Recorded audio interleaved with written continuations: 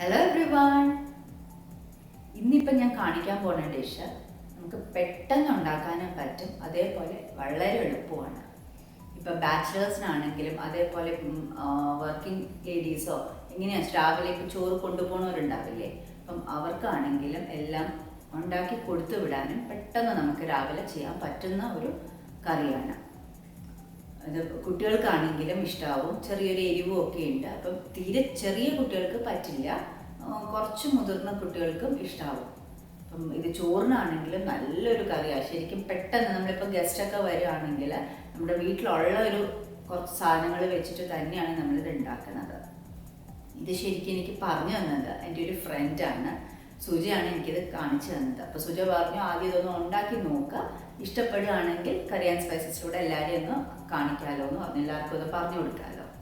അപ്പം അങ്ങനെ ഞാൻ ഉണ്ടാക്കി നോക്കി. അപ്പം എനിക്കത് ഭയങ്കരമായിട്ട് ഇഷ്ടമായി. എനിക്ക് നല്ല ഇവിടെ എല്ലാവർക്കും ഇഷ്ടമായി അത്. ഇനിയിപ്പം നമുക്ക് നമ്മളുടെ ആ ഇഞ്ചി കിച്ചടി ഒന്ന് നോക്കാം അല്ലേ, എങ്ങനെയാണ് ഉണ്ടാക്കുക എന്നുള്ളത്.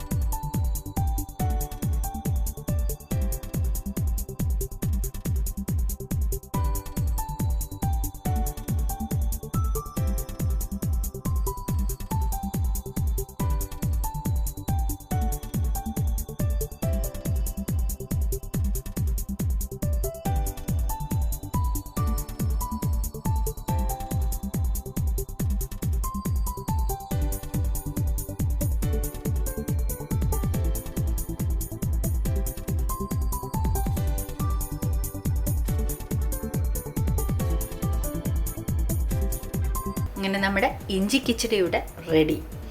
ഇത് ചോറിൻ്റെ കൂടെ വേറെ ഒന്നും വേണ്ട, ഇത് മാത്രമാണെങ്കിൽ നമുക്ക് കഴിക്കാം, അത്രയ്ക്ക് ടേസ്റ്റാണ്. Once more thank you to Suja ഇത് എനിക്ക് പറഞ്ഞു തന്നതിന്. അപ്പം എല്ലാവരും ഈ കിച്ചടി ട്രൈ ചെയ്യുക, ഇത് തീർച്ചയായിട്ടും എല്ലാവർക്കും ഇഷ്ടമാവും. ട്രൈ ചെയ്തിട്ട് അതിൻ്റെ അഭിപ്രായവും എന്നെ അറിയിക്കാൻ മറക്കരുത്. ലൈക്കും ഷെയറും അതേപോലെ സബ്സ്ക്രൈബ് ചെയ്യാത്തവർ ഒന്ന് curry and spices Ranju zone ഒന്ന് സബ്സ്ക്രൈബും കൂടെ ചെയ്യണേ. Thank you.